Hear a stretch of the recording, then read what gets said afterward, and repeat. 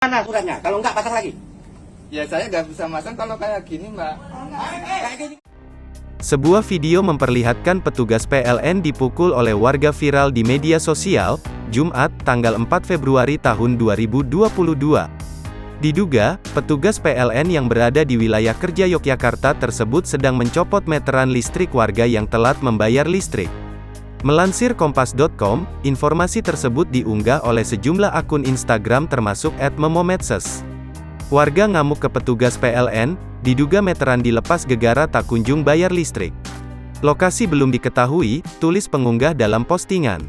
Hingga Sabtu, tanggal 5 Februari tahun 2022, unggahan tersebut menjadi viral dan telah ditonton lebih dari 53.047 kali dengan 630 komentar.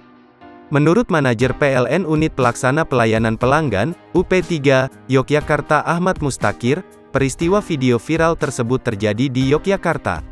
Ahmad menyebut, insiden dugaan pemukulan petugas PLN tersebut terjadi pada Rabu, tanggal 2 Februari tahun 2022, lalu, tepatnya di wilayah kerja PLN Yogyakarta Unit Sedayu. Pelanggan atau warga dalam video tersebut, kata Ahmad, diketahui menunggah tagihan listrik selama 1 bulan yakni Desember tahun 2021. Ahmad menegaskan, usai melewati tanggal pembayaran tagihan atau lewat tanggal 20, petugas PLN mendatangi rumah pelanggan berulang kali.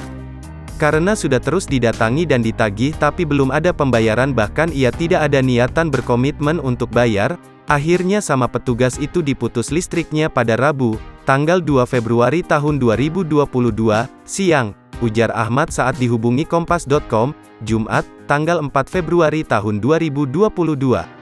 Itu sudah ada aturannya, jadi petugas sudah bertindak sesuai perjanjian antara pelanggan dengan PLN, lanjutnya. Petugas PLN telah berupaya menjelaskan aturannya dan menagih berkali-kali, namun tidak ada pembayaran tagihan, hingga terjadi pemukulan petugas PLN di lokasi.